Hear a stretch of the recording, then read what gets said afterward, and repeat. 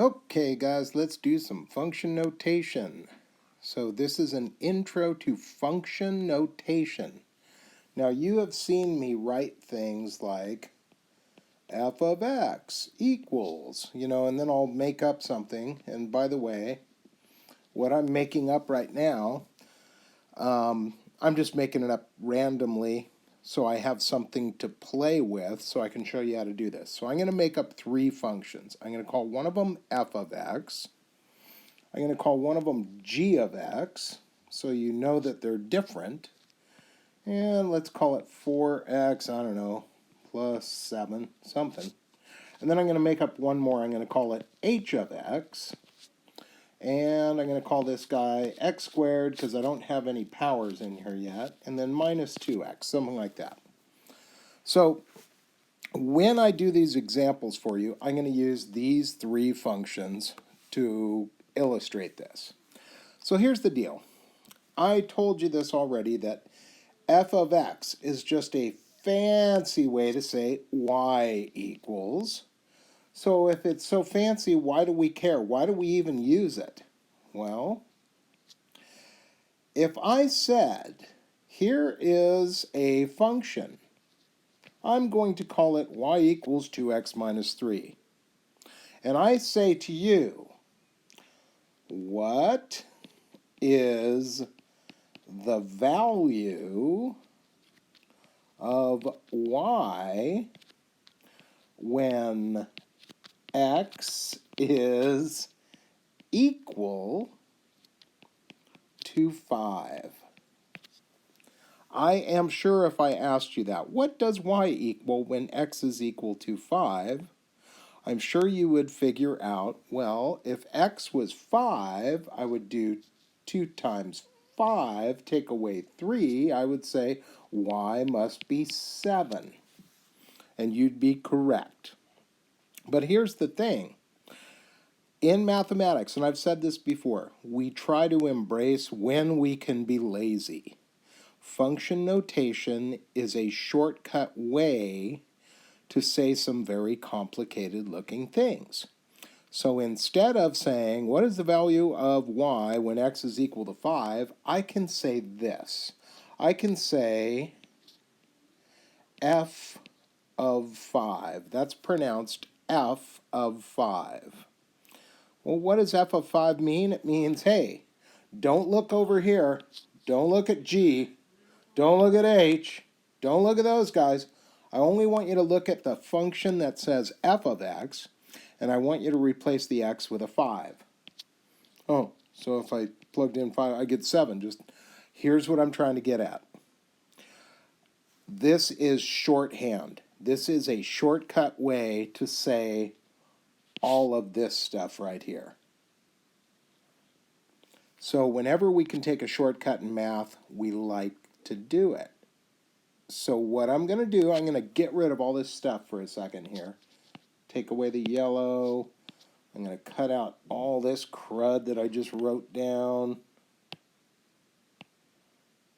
And I'm going to say, so look, what if I said, what is f of negative 5 instead of f of 5?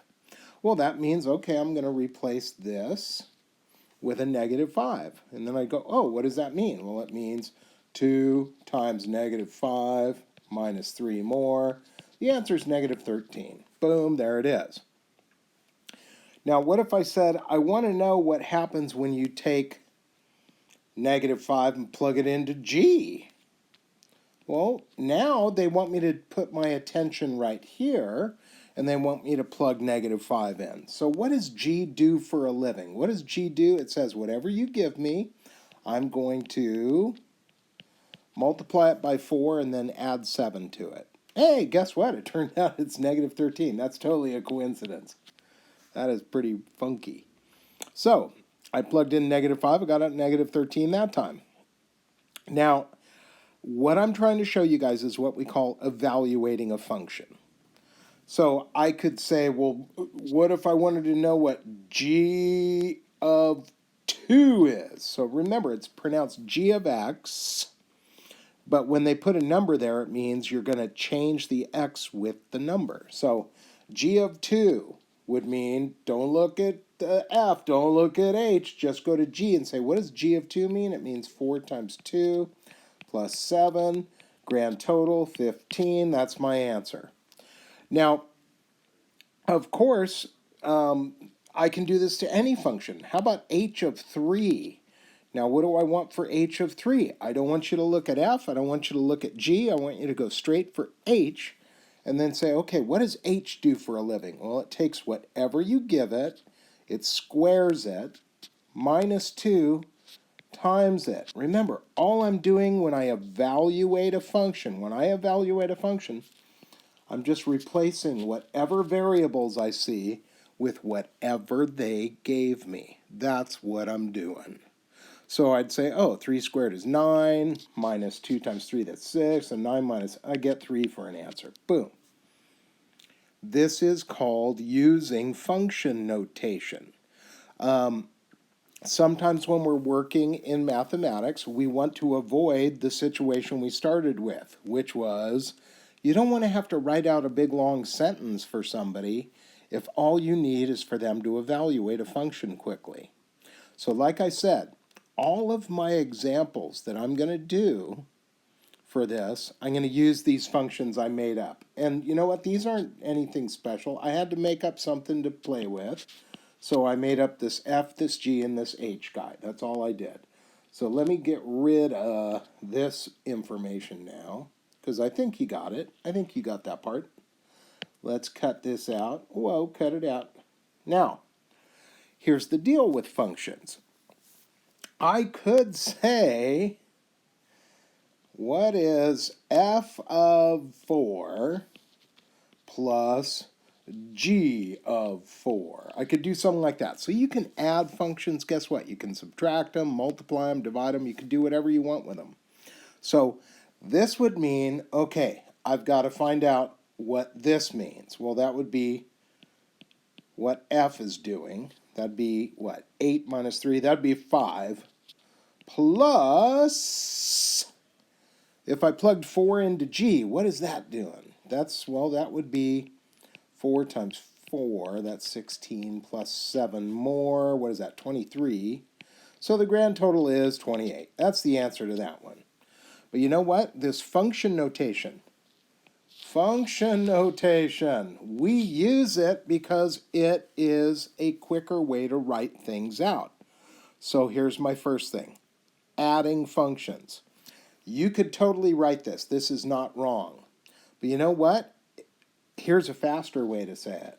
You could do F plus G of 4. That's how you write it if you want somebody to do that. Now, F plus G of 4 means I'm going to take the answer from both and add it together. Or, let's try this out. I'm going to get rid of this little 4 here. I'm going to put an X there. Now, what do you suppose that means? Well, that means you take whatever F is, you add it to whatever G already says, and you create a new answer. So I could say 2x and 4, that's 6 x's. And then minus 3 plus 7 more, I'm just combining like terms. I get this, right? This guy right here is called F plus G of x. Guess what? If I did F plus G of 4, and I'm not going to do this for every problem, but I want to plant the idea in your head.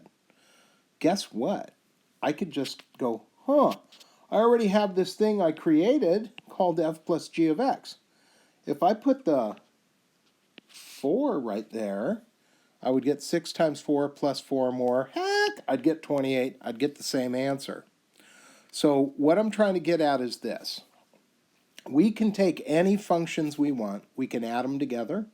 We can subtract them, multiply them, whatever. But when we do that, sometimes we create a new function and we can just plug stuff right into that then. I don't have to write it out in this separate way. Sometimes I can save myself some time and boom, just do it shorthand. So let me show you another one. What if I did something like this? G plus H of x. That would mean I'm supposed to look at what G says. What is G? G is this. I'm going to add it to h. This is what h says. Now I'm going to combine stuff, make it as small as I can. So I go, okay, x squared, and then I got this guy goes with this guy, that's 2x. And then nobody hangs out with 7, so okay. This dude right here would be the same as what we call g of 8, g plus h of x. Now, when you guys see the homework problems, the practice problems, I'm going to scroll down a little bit. When you guys see the practice problems for this, you're going to see me ask you to do stuff like, what is g plus h of x? And then I'm going to ask you something like this.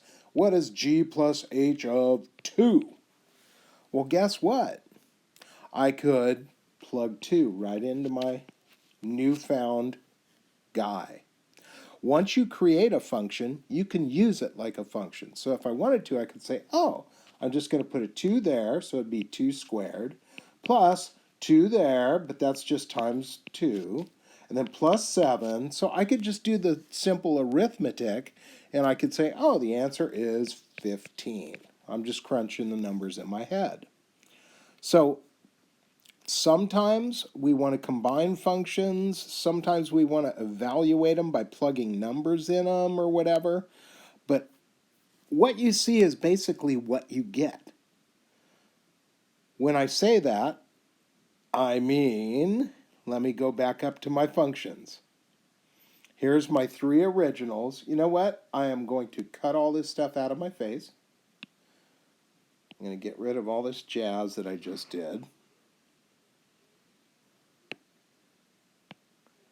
And I'm going to go back here and say, well, what would something like this mean? What do you think something like g minus f of x means? What do you think that means? Well, what does g do for a living? What is g? What is it? It's 4x plus 7. I'm going to take away f. But here's the thing you got to be worried about here. If I'm taking away f, isn't f this whole thing? So that means in mathematics, it means the whole thing, both things are going to get hit by that negative. So I'm just going to distribute the minus sign. What do I get? 4x plus 7 didn't change, but here I get minus 2x plus 3. And what's my grand total then? How many x's do I have? 2x. 7 and 3 is 10. So my answer up here, my answer is 2x plus 10. I just subtracted 2 functions. That's all I did. Now, g minus f of x. Now I have a function. This guy has a name. So if they ask me, what is g minus f of 10?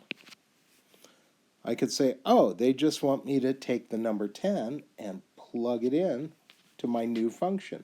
So I'd get 2 times 10 plus 10 more. What do I get? I get 30. There's my answer, 30. And then somebody says, well, can I do it the other way too if I want? Could I take the 10 and put it into G, and then put the 10 into F, and then subtract that? Yeah, you totally could.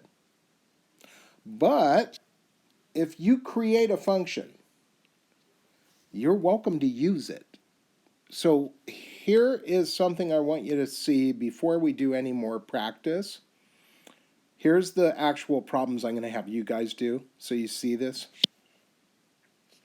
It says, use the following functions to evaluate each. Now here's the deal with this. I made up 3 new functions. So when you guys do your assignment, the ones I'm using for my examples are different. These guys right here, there's 3 new ones. So what's the first question say? F of 4, what does that equal? Well, we just did that. That just means put a 4 in there. And then you go, oh, you mean my answer is 11? So I'm giving you the first one for free. Yeah, the answer is 11. What does g of negative 3 mean? What does this guy mean? Well, it means go to g, plug in negative 3, see what you get. But take a look. Here's where the fun starts. On problem 4, I want you to add f plus g. On problem 5, I want you to do f minus g. But then take a look at number 6 and 7. If you did problem number 4 and have an answer for it, guess what? Then you could plug 5 into your answer and get the right answer. If you already made up this guy, if you already created this answer, guess what? You could plug that guy, -3, into that answer. That's what you could do. Function notation is used to just be, it's a short way to say, put these guys together and plug this number into it. Or multiply these guys together and put this number into it. So guess what? We can multiply stuff also. And this just means, for problem number 8, this just means I'm going to take whatever f is, I'm going to times it by g. And look ahead, look ahead. What? What does this mean? It means if you already know what f times g looks like, you could just plug -2 into it. So what I'm trying to get at is, if you do the problems in order, I put them from 1 to 20. If you do the problems in order, then you'll be able to just use the question you already made to help you do the assignment just that much quicker. Now, since you're looking at it, what am I trying to get at? Well, if I have a function, any function, I can add them. I can add 2 functions together. Heck, I could add 3 functions together if I want. I can subtract functions. I can multiply functions. I can divide functions. Anything you can do with numbers, you can do with functions. So you'll see, where do you think the division questions are? Which ones look division-y? Well, right there. Those are division ones. So if you are this far into this video and you're like, okay, I get what you're laying down, I can do this, then the rest of this video is going to go pretty easy on you. But if you're stuck and you're like, I don't get what you're trying to say to me, you should pop back in the Zoom room right now so I can go on about this with you one-on-one. But you know, I think if you give it a try, don't be so timid, give it a try, see if you can do it. When you do get to the practice here, you'll see you can check your answers, there's an answer key, and see if you're on the right track. But you know what? Let's get back to it, because I just showed you what your homework's going to look like. I did.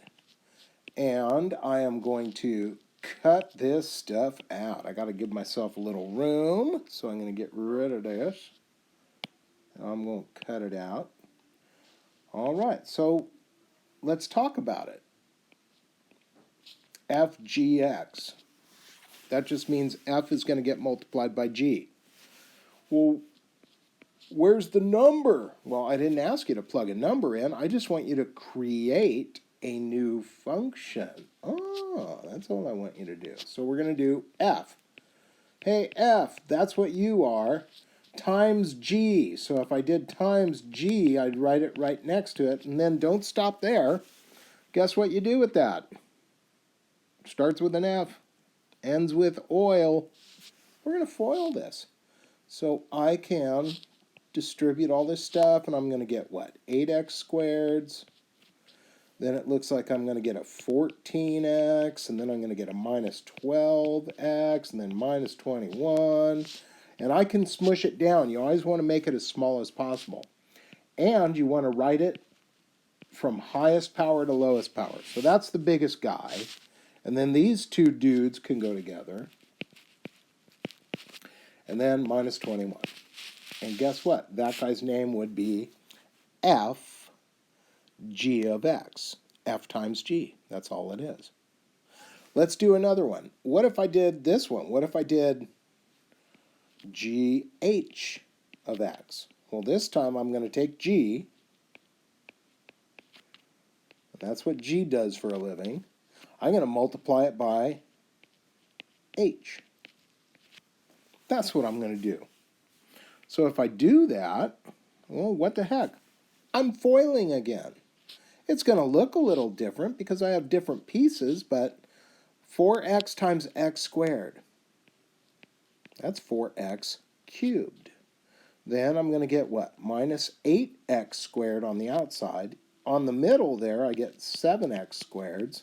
And then it looks like I get, what? Minus 14x. But you know what? That's not the answer they want. They want me to smush it together. So I'd say, okay, you're the biggest guy. You go first. You two dudes go together. Oop, I made a sign error. Whoa, I almost blew it. Because negative 8x squared plus 7 more is a negative. And then minus 14x.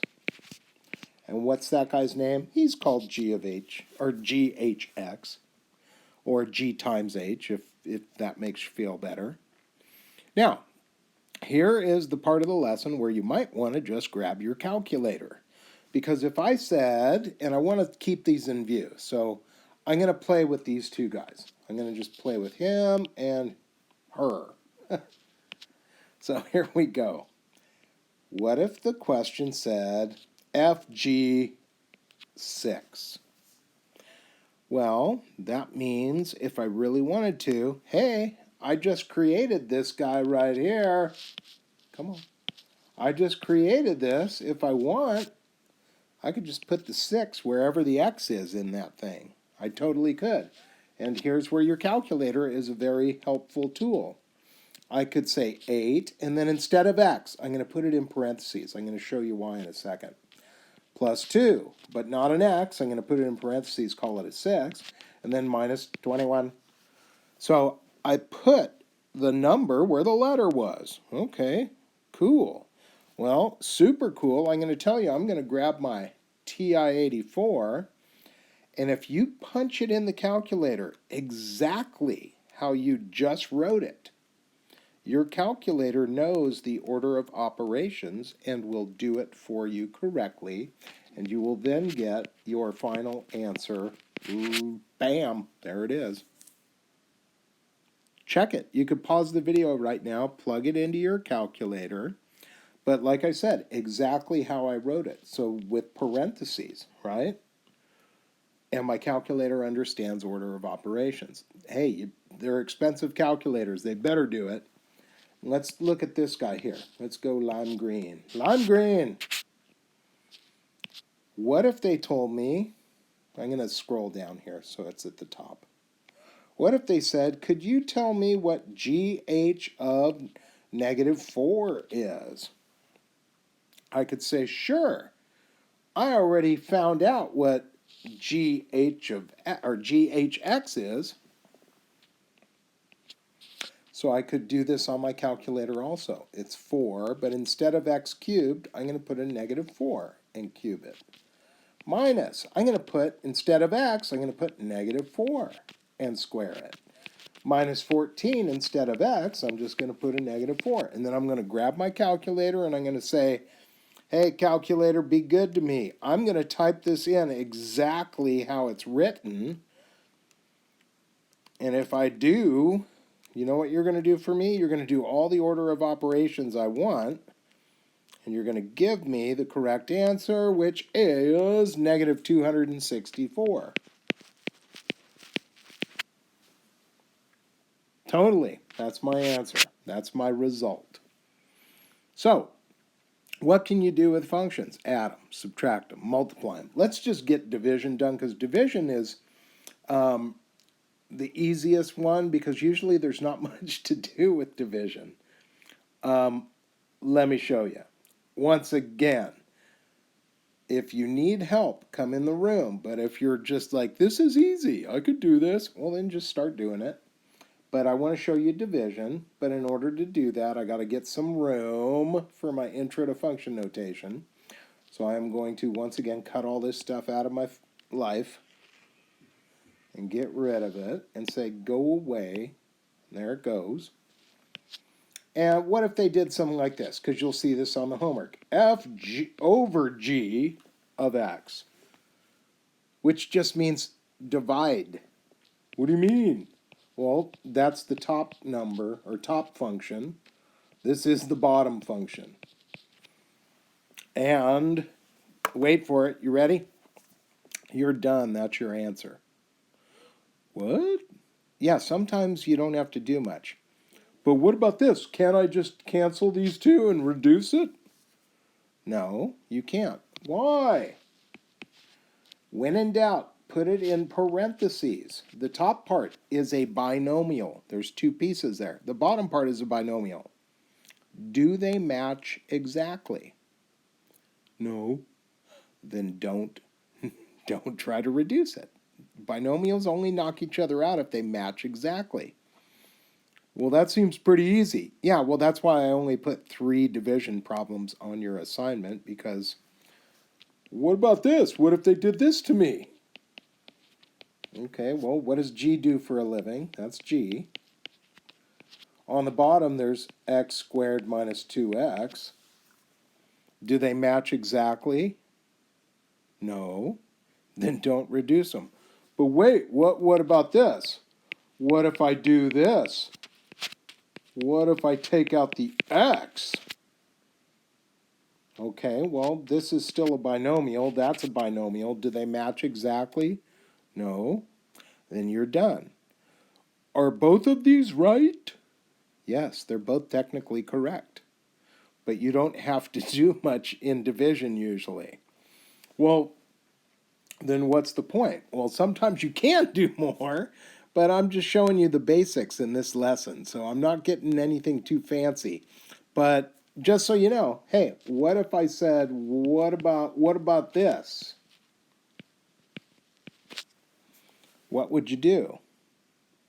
Oh, well, I'd put a 4 here, and I'd put a 4 here. That's what I would do. And then what do I get? Well, if you put a 4 in the top, you'd have 2 times 4 minus 3. That's 5. And if you put a 4 in the bottom, you get 4 times 4 plus 7. That's 16 plus 7. You get 23. And you go, oh, I have a fraction. You would. That would be your answer. What if it reduces? Well, then you reduce it because it's a fraction. But if not, you're done. So sometimes the problems are pretty easy. Division, I'm not going to spend a lot of time on it because it's not difficult. How about G over H of 3? What if they gave me something like that? I can go, oh, can I plug it into this one or this one? Yeah, you'll get the same answer either way. So pick the one that you think is easiest. If I put a 3 in the top, I get 4 times 3, that's 12, plus 7 more, that's 19. And if I put a 3 in the bottom, 3 squared is 9, minus 2 times 3, that's, I get, oh, there it is. Can you reduce it? No. You're done. And basically, our lesson is done. Here we go. I'm going to show you the practice problems again. And, like I said, use the following functions to evaluate each. So let me erase some of these marks I made.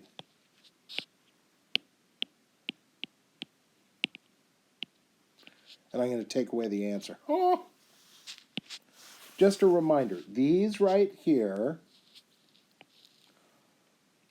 are different than the ones I used for my examples. All I need is something for you to practice with. So when you're trying to answer these questions, it says use the following functions to evaluate each. You got a little bit of everything. You got a little bit of everything to play with. Add, subtract, multiply, divide. Okay? Now, at the very end of this, you'll see that I brought back subtraction. You'll see that. Because subtraction is the one people mess up the most because they forget to distribute the negative. If you get any of these wrong, I am going to guess that they're going to be the subtract kind. And you'll know it because you will check your answer. So pause it, take a picture of it. Here comes the answer key now, and then you're going to want to pause that, take a picture of it, so you can check your work and make sure you're correct. There are your 20 answers. Good luck. I'm in the Zoom room if you need me.